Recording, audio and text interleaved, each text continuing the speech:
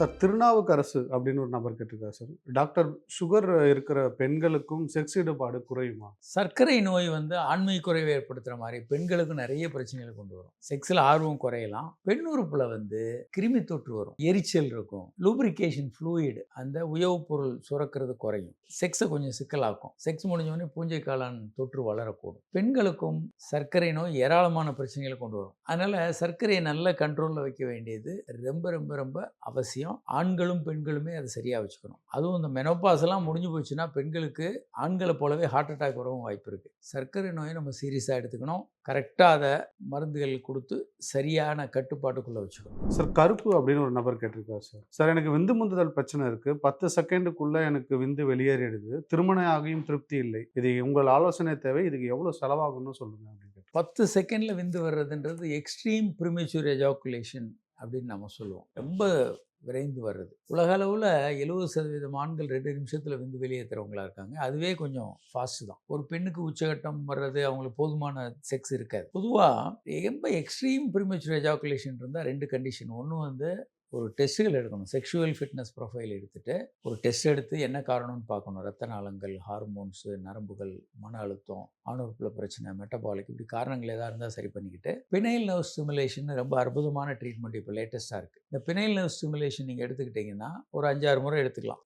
ஆணுறுப்புல இருக்க நரம்புகள வந்து பலப்படுத்திருவாங்க. ஸோ உங்களுக்கு விந்து வந்து சீக்கிரம் வராது. நீண்ட நேரம் எடுத்துக்க முடியும். இதோட மருந்துகள் இருக்கு. பழைய எஸ்எஸ்ஆர்ஐ, புதிய எஸ்எஸ்ஆர்ஐ மருந்துகள் இருக்குது. டெபாக்சிடின் போன்ற மாத்திரைகள். இதை தவிர பயிற்சிகள் இருக்குது. நம்ம நிறைய சொல்கிறோம். ஃபீமேல் ஆன் டாப் பொசிஷனில் செக்ஸ் பண்ணுங்கள். செக்ஸ் பண்ணிகிட்டு இருக்கீங்க, விந்து வரும்னு தோணும்போது ஆணுறுப்பு வெளியே எடுத்துகிட்டு ஸ்குவீஸ் பண்ணுங்கள். இதெல்லாம் பினைல் நர்வ் ஸ்டிமுலேஷன் மாத்திரைகளோடு சேர்த்து பண்ணும்போது ரொம்ப எஃபெக்டிவாக இருக்கும். நீண்ட நேரம் உங்களுக்கு கொடுக்கும். ரொம்ப திருப்தியான ஒரு உறவில் நீங்கள் ஈடுபட முடியும். அதனால் நீங்கள் ஒரு பாலியல் மருத்துவர் அணுகுங்க.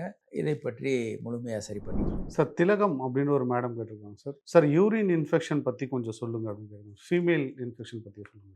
ஆண்களை பொறுத்த வரைக்கும் சிறுநீர் தொற்று வந்து 5 வயதுக்குள்ளே வரும் ஆண் குழந்தைகளுக்கு. 50 வயதுக்கு மேலே வரும். இந்த 5லேருந்து 49 வரைக்கும் பொதுவாக ரொம்ப வராது. ஆனால் பெண்களுக்கு வந்து கல்யாணம் ஆனதுலேருந்து வாழ்நாள் ஃபுல்லாக அவங்களுக்கு சிறுநீர் தொற்று வந்துக்கிட்டு தான் இருக்கும். ஏன் அப்படின்னா பெண்ணுறுப்புக்கு கொஞ்சம் மேலே சிறுநீர் போகிற துவாரம் இருக்கும். அவங்க தாம்பத்திய உறவில் ஈடுபடும் போதே, அதுவும் இந்த ஹனிமூன்லாம் போனாங்கன்னா தாம்பத்தியம் ரொம்ப ஃப்ரீக்வெண்ட்டாக பண்ணும்போது அந்த பெண்ணுறுப்புக்கு சிறுநீர் வர தாரை 2 சென்டிமீட்டர் தூரம் தான் இருக்கும். 2 சென்டிமீட்டர் ரொம்ப சின்னதாக இருக்கும். செக்ஸ் பண்ணும்போது அதில் வெளியே இருக்க கிருமிகள் உள்ள தள்ளப்பட்டு சிறுநீர் பையில் போய் விழுந்து கிருமி தொற்று அங்கே வளர்ந்து கடுமையான எரிச்சல், சிறுநீர் போகும்போது கடுமையான வலி, இந்த மாதிரி நிறைய ஹனிமூன் சிஸ்டைட்டிஸ்னு இதுக்கு பேர். ஹனிமூனால் வரக்கூடிய கிருமி தொற்றுன்னு பேர். ஹனிமூன் சிஸ்டைட்டிஸ் வந்து பெண்களுக்கு நிறைய பேருக்கு வரும். அதுக்கப்புறம் அவங்க தொடர்ந்து செக்ஸில் ஈடுபடும்போது பல பெண்களுக்கு வரும். தொடர்ந்து வந்துக்கிட்டே இருக்கும். செக்ஸில் 4-5 முறை பண்ணாலே ஒரு விந்து அந்த சிறுநீர் தொற்று வந்துடும். அதை தவிர ஆசன வாய்க்கு பக்கத்தில் இருக்கிறதுனால கிருமி தொற்றுகள் திரும்ப திரும்ப அவங்களுக்கு வர்றதுக்கான வாய்ப்புகள் எப்பயுமே அதிகம். அப்புறம்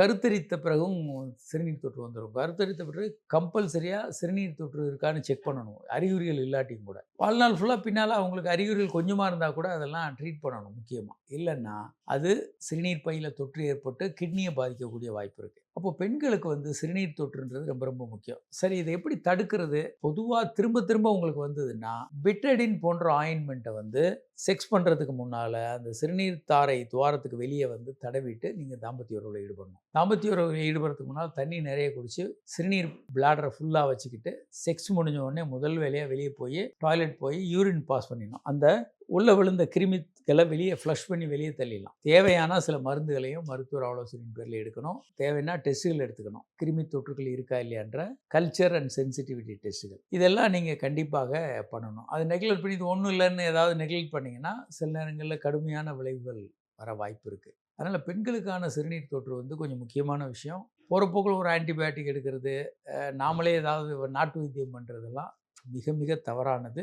ஒவ்வொரு முறையும் கல்ச்சர் டெஸ்ட் நீங்கள் எடுத்து தான் ஆகணும். என்ன கிருமின்னு கண்டுபிடிச்சி அதுக்கான மருந்தை முறையாக சாப்பிட்ணும்.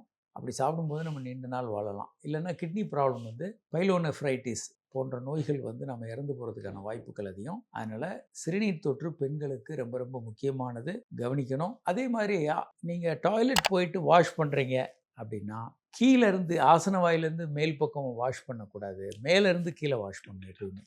எப்பயுமே ஸ்ட்ரோக் வந்து மேலேருந்து கீழே போகணும்.